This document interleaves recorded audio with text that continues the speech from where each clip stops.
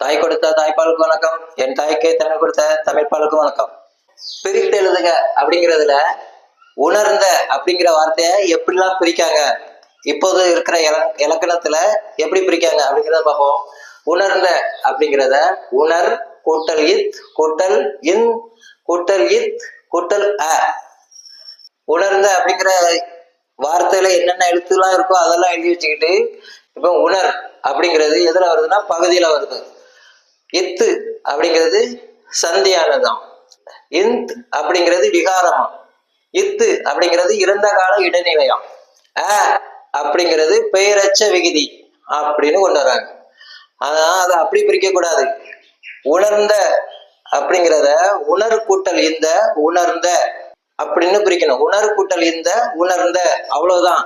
உணர் இப்போ உணர் எதுல வந்திருக்கு, பகுதியில வந்திருக்கு. இப்போ உணர் அப்படிங்கிறது என்னது, வினை. விகுதியில் என்ன வந்திருக்கு, இந்த உணர்ந்த அப்படிங்கிறதான் பிரிக்கணும். உணர் அப்படிங்கிறது பகுதி தான், பகுதியில வந்திருக்கு. ஆனா வினைச்சொல்.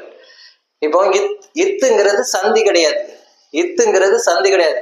மாவட்டம் கூட்டல் தலைவர், மாவட்ட தலைவர் அப்படின்னு வந்துட்டா அது இத்து வந்து சந்தி கிடையாது. சந்திங்கிறது என்னன்னா வினை கூட்டல் சொல், வினை சொல் அப்படின்னு. இச்சுங்கிறது புதுசா வருதா, அதுதான் சந்தியை தவிர மாவட்ட தலைவர் அப்படிங்கிறதுல மாவட்டம் கூட்டல் தலைவர், மாவட்ட தலைவர் அப்படிங்கிறதுல வர்ற இத்து சந்தி கிடையாது. அது ஒரு எழுத்து மறைஞ்சி இன்னொரு எழுத்து வந்தா வர்றதுக்கு பேர் தான் மாவட்ட தலைவர். அது சந்தின்னு சொல்லக்கூடாது. சந்திங்கிறது இரண்டு சொல்ல இணைக்கக்கூடிய ஒரு எழுத்தா வந்தாதான் சந்தி. அதுவும் புள்ளி வச்ச எழுத்து மெய் எழுத்தா இருந்தாதான் சந்தி.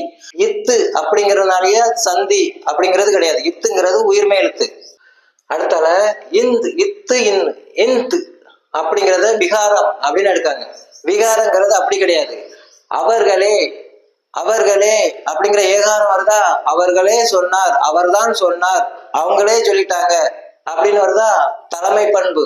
விகாரம்னா தலைமை பண்பு அப்படின்னு அர்த்தம். விகாரம் அவர்களே சொன்னார் அப்படிங்கிறது தான் விகாரம். விகாரங்கிறது இத்து இந்து கிடையாது. இத்து அப்படிங்கிறது இறந்த கால இடைநிலையாம். இங்க என்ன பார்த்தோம், இத்துங்கிறது சந்தி. இங்க அதே இடத்துல இங்க இத்துங்கிறது இறந்த கால இடைநிலை. இது எப்படி ஒரு இடத்துல ஒரு எழுத்து ரெண்டு விதமா குறிக்குது. ஒரு எழுத்து வந்து மெய் எழுத்து, இதுவும் மெய் எழுத்து தான், இதுவும் மெய் எழுத்து தான். அப்போ இங்க ஒரு பொருளை கொடுக்குது, இங்க ஒரு பொருளை கொடுத்ததுன்னா எப்படி பிள்ளைங்க மனசுல நிற்கும், எப்படி அதை புரிஞ்சுக்கணும். இத்து அப்படிங்கிறது இறந்த கால இடைநிலை. இடைநிலைங்கிறது அப்படி கிடையாது. இடைநிலை அப்படின்னா இடைநிலைன்னா இந்த இருக்கு. ரன்வீர் சிங் அப்படிங்கிற ஒரு பெயர் சொல்ல நம்ம பிரிச்சோம்னா அது எப்படி பிரிக்கிறது அப்படிங்கிறத பார்ப்போம். ரன் கூட்டல் வீர் கூட்டல் சிங், ரன்வீர் சிங். இப்போ அதை நேர எழுதிக்கணும், ரன் வீர் சிங். இப்போ போட்டோம்னா இப்போ அரண் வந்துருதா. இப்போ செய்வீர் வந்துட்டா, செய்வீர் சிங் சிங்கம் சிங்கம். இந்த பொருள் வந்துட்டா. இப்ப அப்போ இது என்னது, அப்போ இது பெயர் சொல் எப்படி வச்சிருக்காங்க பாருங்க. இது அந்த வார்த்தையில இதுதான் இடைநிலை. ஒரு சொல்லுல பாதியை குறிக்கும். ஆனா அரண்ங்கிறத பிரிக்க முடியாது. இடைநிலைங்கிறது இப்படிதான் வரும். ஒரு வார்த்தையில முக்காவாசி இருக்கும், ஒரு வார்த்தையில பகுதி விகுதி மட்டும் இருக்கும். அதை கண்டுபிடிக்கிறது தான் அந்த இலக்கணம் வந்து 10 வீதம். அதை வச்சுட்டு எழுத்தா கொண்டு வரீங்க. அதுக்கு பிறகு அப்படிங்கிறது பெயரச்ச விகுதியாம். வந்து உயிர் எழுத்து தானே படிச்சிருக்கோம். பிறகு பெயரச்ச விகுதின்னு அப்படி வந்துச்சு. விகுதின்னு வந்துட்டாலே எழுத்து வரக்கூடாது, சொல்லுதான் வரணும்.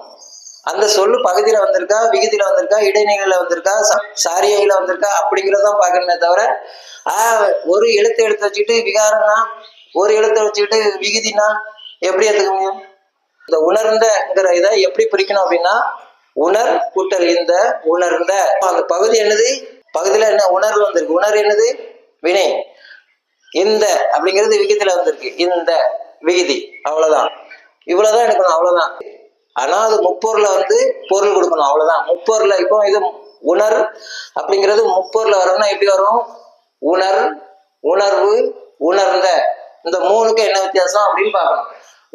உணர் எதுல வரும் அப்படின்னா அறத்துல வரும். நல்லதை உணர் அப்படின்னா எது நல்லதுன்னு தெரிஞ்சுக்கணும். அப்போ அறம். எதை உணர்வது அப்படிங்கிறது பொருள்ல வரக்கூடியது. கிடைச்சதை எதை உணர்ந்த அப்படிங்கிறது இன்பத்துல வரக்கூடியது. உணர்ந்த நல்லா இருச்சா, அப்படிங்கிறது இன்பத்துல வரக்கூடியது.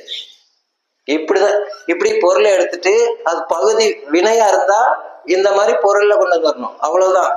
அப்பதான் அந்த பிள்ளைங்க முழுசா எந்த ஒரு வார்த்தைனாலும், இந்த வார்த்தை இல்லை எந்த ஒரு வார்த்தையை கொடுத்தாலும் அது எப்படி எடுக்கணும்னு பிள்ளைங்களுக்கே தெரிஞ்சிடும். ஆனா நீங்க சொல்லி கொடுத்தத பார்த்தா ஆசிரியருக்கே தெரியாது போல இருக்க. இதெல்லாம் கத்துக்கிட்டு அதையும் படிக்குது பாருங்க, அந்த பிள்ளைகளை கையெடுத்து தான் கும்பிடணும். தர்மத்தின் வாழ்வுதனே சூது கவ்வும், பின் இறுதியில் தர்மமே வெல்லும். ஜெய்ஹிந்த்.